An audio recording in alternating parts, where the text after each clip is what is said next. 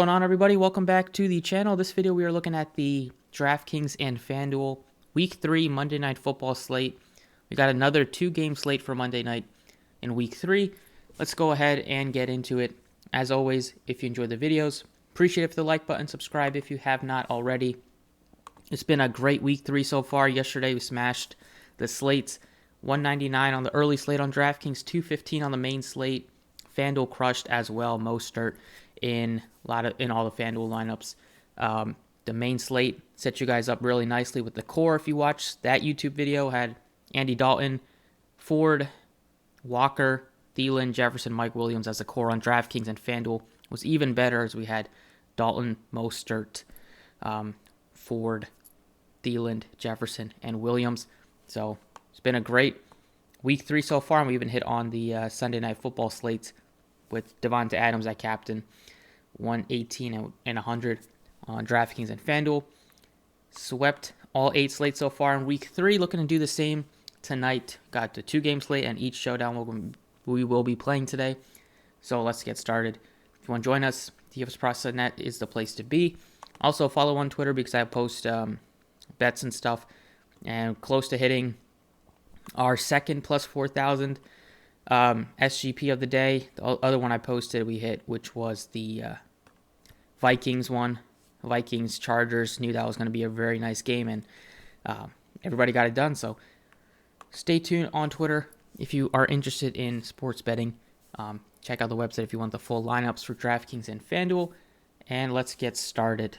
So at the quarterback position, you have Jalen Hurts. He's checking in at $8,000. He is expensive, but it is only a 2-game slate. He's much more expensive than everybody else. We do not know if Joe Burrow is going to play yet or not, but looking at some of the recent reporting, he did take first-team reps. He's probably trying to play, but he's not 100%. So it's been a struggle for him and that offense, but if he does end up playing, they're at home. It's a winnable game against the Rams. So keep that in mind. If he does play, 66. I still don't think I'd be all over him.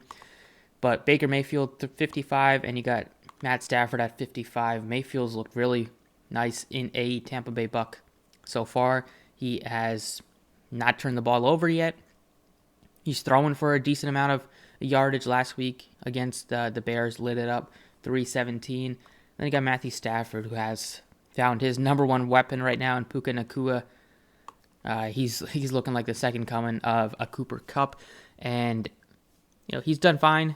The Rams do like to throw a lot, so Stafford, his yardage is always going to be pretty high. They got rid of Cam Akers, so behind KYREN Williams, there's not really much competition. So we'll come back to the quarterback position, see what other things are out there before we can kind of see if we want to pay up for a quarterback or not.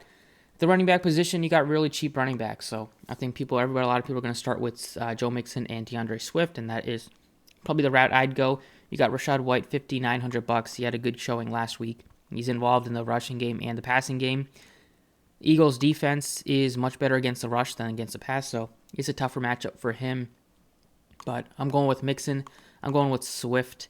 You also have KYREN Williams. You can put him in the flex too because 10 targets from him. They love to throw the ball. They don't really have another running back they're going to give a ton of touches to. So if you want to load it up, 3 running backs that are super cheap, it would be those ones. And then at the wide receiver position, A.J. Brown, we saw his spat with Jalen Hurts on the sidelines. He wants targets, even though he came out and said it's not about targets. I'm expecting a A.J. Brown touchdown tonight. Expecting him to get you probably close to 100 yards receiving. Wouldn't be surprised if he's the first touchdown scorer. So I'm taking him for sure. Burrow plays Chase. You can fit him in just with how cheap you're going at running back. Well, how cheap the running back options are today. You have Devontae Smith is fine too, but I think it's going to be an A.J. Brown game. Last week was a Devontae Smith game with his long touchdown, and I think this is going to be the A.J. Brown game. He's still looking for his first touchdown of the year. Another receiver that you're going to have to like is Mike Williams. I think he's going to have another big game. Baker Mayfield has definitely has some good chemistry with Mike Evans, and Mike Evans is only $6,300. Put up 32 fantasy points last week, unstoppable. Eagles defense has really struggled against receivers too. So that's another thing going for Mike Evans and that Bucs offense. Other ones that you could look to, Chris Godwin, I still think it's a fine, safe option. He's going to get some looks.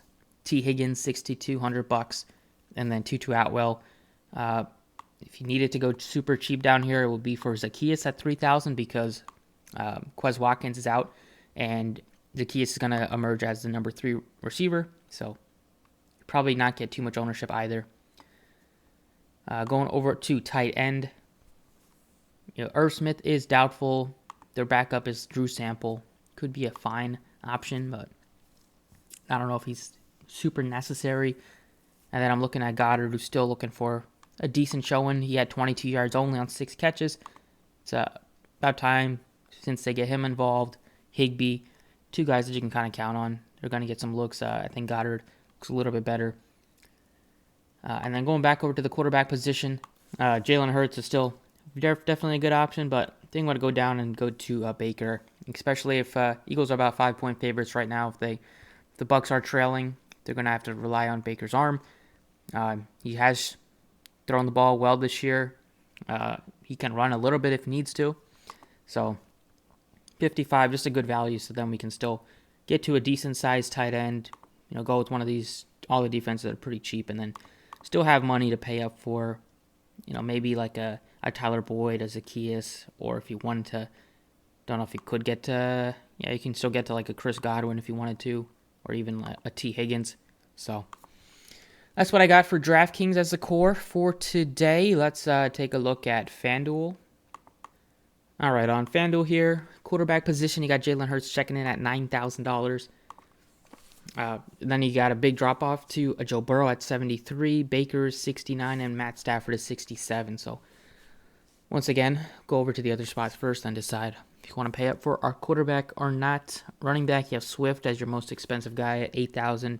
Gainwell is back, but Boston Scott is out.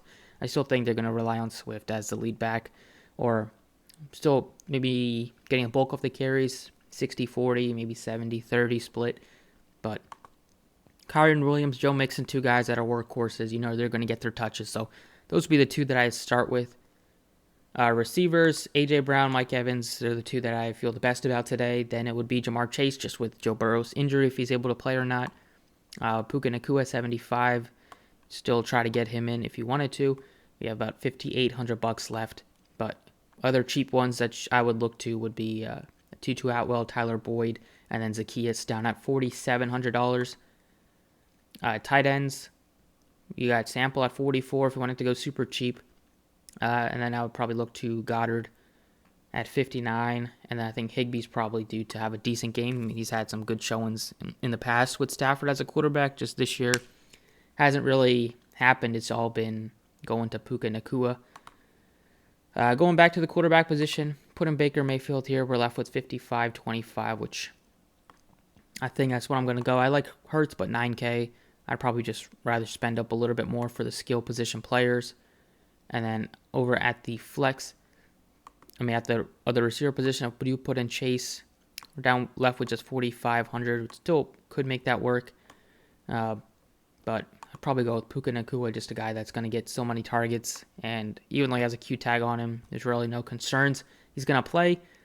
And I expect him to kind of do what he's been doing. 20 targets, 15 targets. Those are just unheard of numbers for a rookie in his first 2 games. Or not even a rookie, just for anybody. Unless you're Keenan Allen without Eckler.